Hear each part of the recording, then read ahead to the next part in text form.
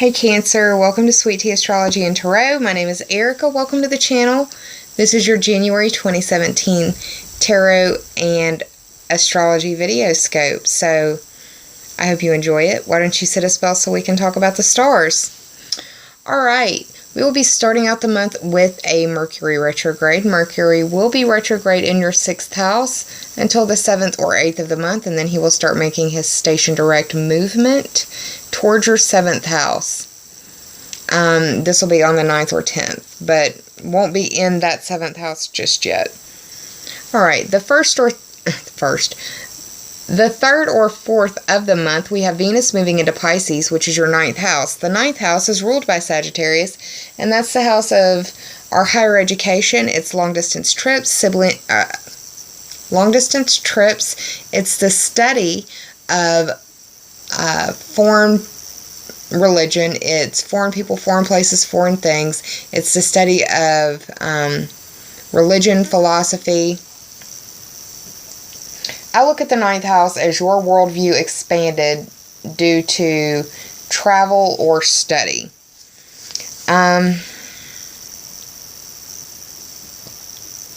Venus moving in there could be that you're possibly getting a loan together for going to school, is really what I see that being. Or getting money together for a trip, possibly abroad. Now, on the 12th or 13th of the month, we have a full moon at 22 degrees of Cancer, which is your sign, it's your house, it's your ruling luminary. So the first house is the house of your personality, your physical body, and your appearance. It is a physical embodiment of who you are, and it's how the world sees you. With this being a full moon in Cancer, any full moon you feel, but every full moon is peppered by the sign that it's in. And being in Cancer, it could also be reflective or speaking to your home and family or your roots and foundations. Now, on the 12th or 13th of the month, we also have Mercury meeting up with the Sun and Pluto in your 7th house, which is Capricorn. And the 7th house is ruled by Libra, but that's the house of open enemies or open beef that you may have with somebody. It's also counseling. It's your partnerships and how you identify with others and how you learn about who you are as a person through those relationships with people on a very regular basis. Zoe has decided she wants to disembark her bed, so if the bed's shaking a little bit, I'm sorry, she's moving around. But yeah, the 7th house. Partnerships, how you deal with others. It could be that you're getting some information about a partnership or a relationship.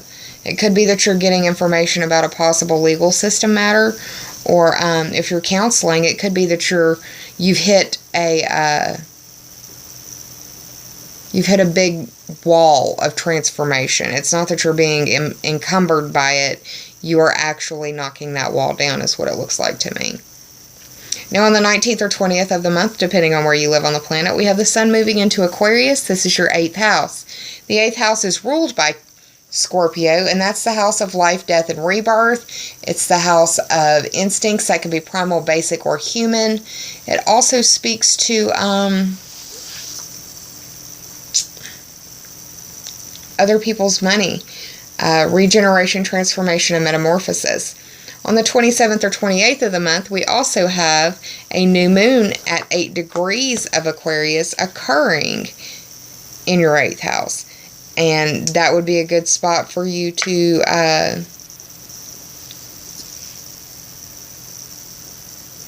look at in depth when it comes to those topics of life, death, and rebirth, and other people's money. Also sexuality. Lay down. Thank you. Sorry. She wanted to get all of... I've got way too much going on right here. She doesn't need to come over here.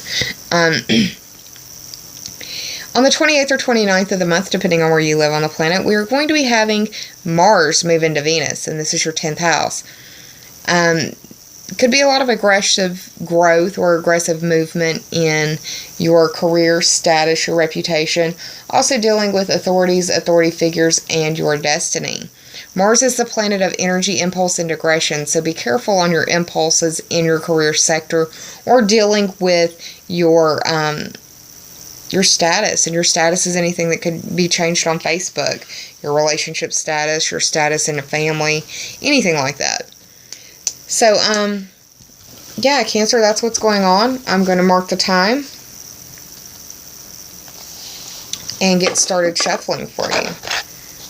Now, pardon me, I shuffled off camera before I even started this, but I'm going to do some on-screen shuffling for you. And while I do this, I want to take a moment to remind you that this is a reading, a general reading for my Cancerian friends and viewers.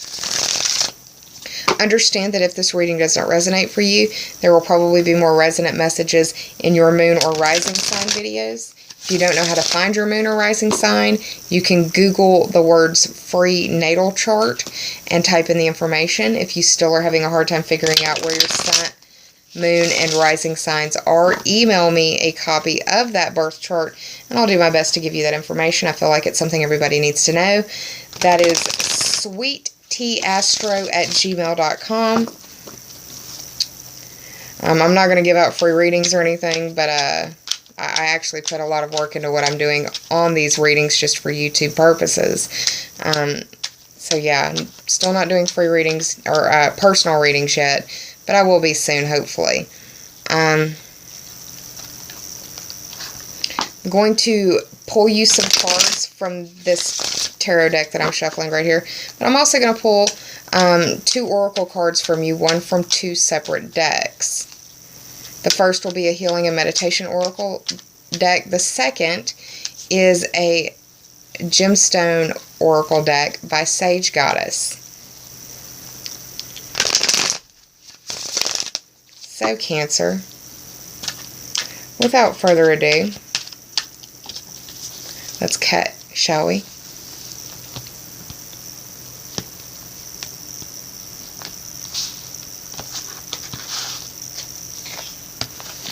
I'm not left-handed, y'all, so sometimes the cards try to get away from me. I'm going to take the bottom card to represent the underlying theme or the overarching energy, however you choose to see it. I'm going to take the first card to represent the present, the second to represent the past, the third to represent the obstacle or possible obstacle in the situation, the fourth to represent the possible help, the fifth to represent the possible outcome. Now for the Healing and Meditation Oracle deck.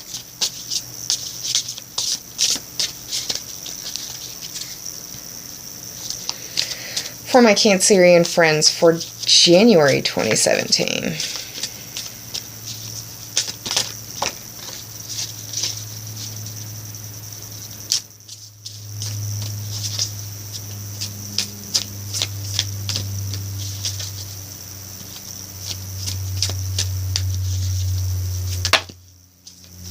That was like 6 cards.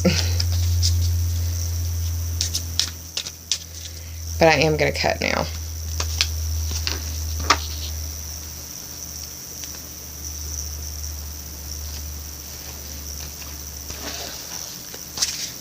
Alright.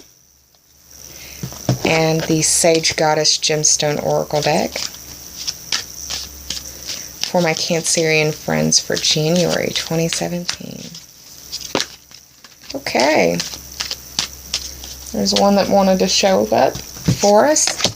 Alright, Cancer, what I'm going to do now is take a pause for the cause, turn these cards over, do the math, and I'll be right back with your story. Hang tight, Cancer. Hey, Cancer, I've got your cards ready, so let's get started, shall we? The underlying theme or the overarching energy is the 3 of Swords upright. The 3 speaks to the Gemini-ruled house of short-distance trips, siblings, cousins, and neighbors, or your neighborhood. It also covers your commute, your communication, and your vehicle. The swords represent air sign energy, that is Gemini, Libra, and Aquarius. I feel like there is some strong Gemini energy playing out for you somewhere, Cancer. If it's not for you, then it's someone close to you. This is the traditional heartache card. This could also be dealing with love relationships. 2017 is the year that Venus will be going retrograde, so this could be speaking to that sort of setting up that actually happens in March. Look out for your 2017 heads up video, and that will give you some more information.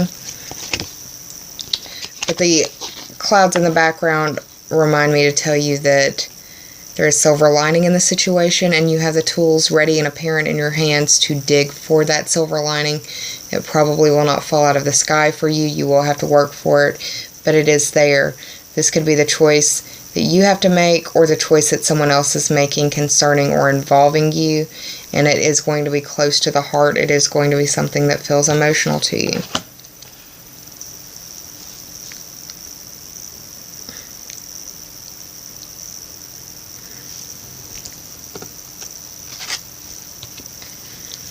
The card that represents the present energy is the Page of Cups, and I feel as though this is you, Cancer, because of the cup symbology here. The cups represent water signs. The water signs are you, Cancer, Scorpio, and Pisces. This is a message or a messenger if it is not representative of you, but I feel like it is representative of you. A message or messenger dealing with emotionally sensitive topics. This could be involving a relationship, it could be involving a partnership, or it could be involving something that sustains you and fills you up and makes you feel whole. Now, the card that represents the past is the Knight of Swords. I'm sorry, I'm holding this up right. It was in the reverse. The Knight of Swords in reverse for me represent, and this is the past, so it represents an air sign possibly being dishonest or disingenuous in some way, not fully factual. That can be through their intent or not.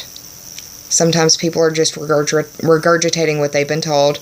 But the swords represent the air signs, and the air signs are Gemini, Libra, and Aquarius.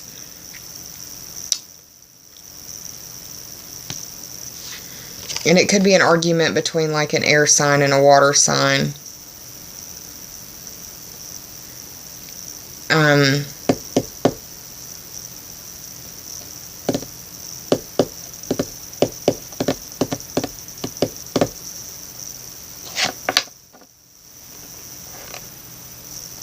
It could be that Mercury retrograde is also affecting this Knight of Swords. I was looking at my notes to see. But yeah, the Knight of Swords could be being affected by Mercury retrograde because Mercury deals with the mental faculties and communication, and air signs are very much in their head. There are a lot of mercurial energy in the air signs.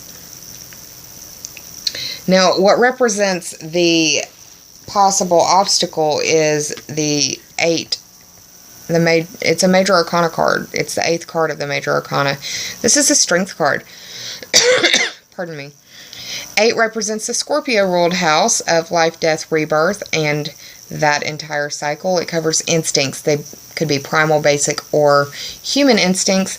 It also speaks to sexuality, regeneration, transformation, metamorphosis, and other people's money. When I see this card, I think of having the strength to keep your mouth shut, or having the strength to overcome the situation at hand. This infinity symbol above her head reiterates the scorpionic information that is being brought through in the symbology of this card. But let's also look at the lion right here. The lion, for me, anytime I see a lion in these cards, I think of the zodiac sign of Leo. The strength card actually is indicative of the zodiac sign of Leo. It speaks to self-confidence, and the fact that it's the obstacle, it could be that your ego is getting in the way. The obstacle also could be that you are exercising your talents, but you're not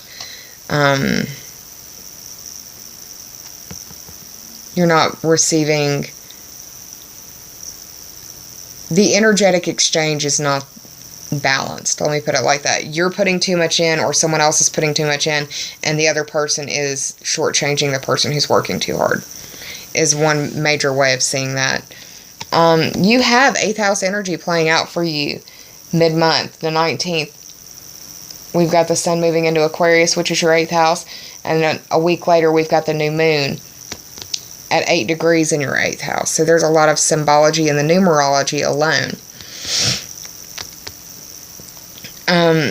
You may be dealing with a Leo when it comes to this new moon in your 8th house. It could be that you are dealing with a Leo and their resources or possible sexuality, or the birth of a baby Leo.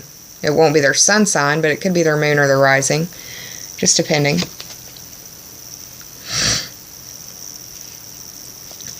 But this card screams for me that you need to have the strength to overcome whatever obstacle it is that's coming to you or that you're dealing with this month. Now, the possible hope in this, or help in this situation, there's always hope in this situation, but the possible help in this situation is the 8 of Pentacles, another 8. The house of Scorpio, which is the house of other people's money, regeneration, transformation, and metamorphosis. It covers sexuality. It covers life, death, and rebirth, that entire cycle.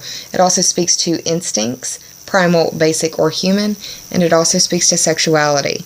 I see this card as the journeyman card, meaning they're not the apprentice. I see the 3 of Pentacles as an apprentice card where people have to watch over you and make sure that you're doing it right and doing it by the numbers. This guy knows how to do it, but he may not be as proficient as an expert.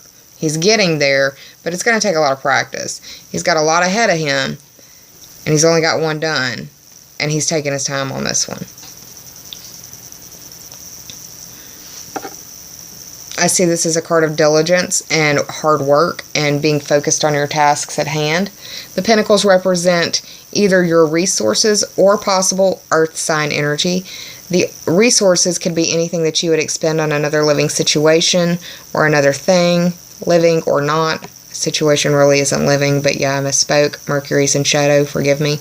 But yeah, the resources are what you would expend on a situation or a living thing or something that, you would spend.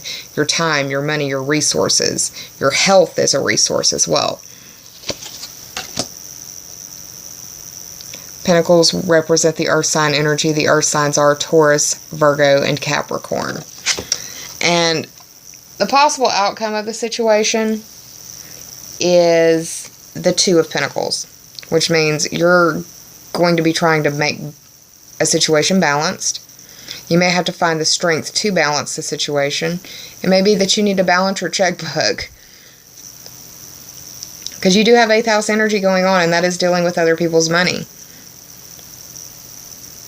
Maybe when you're balancing the checkbook, you find out some things that need to be discussed.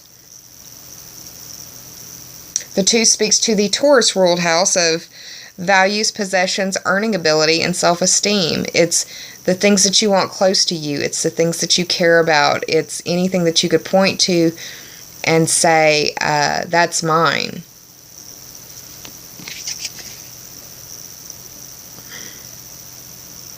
And it could be that this decision-making process, or whatever it is, if it's a decision or if it's a choice or just something that you have to do, it's like it comes and it goes and then it changes. It's fluid. It's not linear. It's not staying constant.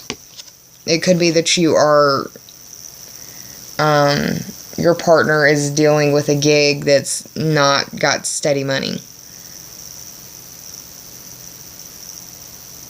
And you've got to have the strength to overcome that and just keep focused on what you're doing. Now, I did the tarot total math, and it ended up being 21. 2 plus 1 is 3. Gemini ruled house of communication, short distance trips, siblings, cousins, and neighbors. It also covers your neighborhood. Communication splinters off into its own little section. Communication is how you speak, how people interpret you, and how you interpret others. It covers your communication devices, and that can be anything from your phone, your tablet, your laptop, your modem, to your gaming devices, anything that gets your message out into the world. It also covers your commute, how you get there and what you get there in. So your route, your path, and your vehicle.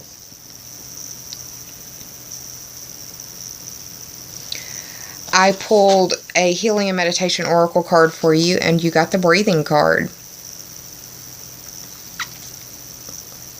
It says, mindfulness of breath is integral to peace of mind and has many practical applications, especially for singers, musicians, and athletes. To make the experience more intense, focus on these thoughts. I am inhaling more deeply and slowly. I am exhaling more completely. My breath is a bridge between my mind and my body. I am aware of each small physical sensation as I breathe in and out. Think of your lungs as balloons. We normally shallow breathe and don't even use a third of the lung capacity that we have. We have those lungs that size for a reason. They should be filled with oxygen because it helps bring down your blood pressure. It helps to calm the physiological responses to anxiety and stress. And if nothing else, taking a deep breath before you respond to someone can sometimes be all that you need to make the difference between good and bad. So, remember to breathe, and breathe deeply, breathe slowly, breathe fully, inhale and exhale. Now, the Sage Goddess Gemstone Oracle card that I pulled for you is the Sunstone card. The Sunstone speaks to strength, leadership, and benevolence. It heals and amplifies the sacral chakra vibrations. Sunstone is the gem for sacral leadership. It inspires you to take action and own your desires, prompting creativity and bringing energy to your ideas. You have pulled this card because it's time for you to take charge of your endeavors, whether they are creative or business related. Meditate with Sunstone to overcome your self-doubt, to fuel your conviction, and to live your life with purpose and confidence. Well, Cancer, I hope you enjoyed this reading. If you did, please like, share, and subscribe. And if you already have, I thank you from the bottom of my very grateful heart. I'm going to be around for the full moon in Cancer mid-month. Also keep an eye out for those 2017 heads up videos because they should be being released at about the same time as this series, give or take a week, just depending on how I'm feeling and how Mercury is playing with me and my communication devices, because I do have Mercury going retrograde in my 3rd house for my Scorpionic energy, and I am a Scorpio riser, so it may affect me more deeply. We'll see. That's why you check your sun, your moon, and your rising. I know that information. All right. I hope you are doing well. I hope you had a wonderful holiday season. I hope you had a happy new year. It's time for us to get started on this 2017 journey, y'all. And remember, the path is not straight. It's cyclical. We will see things through different eyes and different perspectives. I hope you're well. Take care of yourself, Cancer.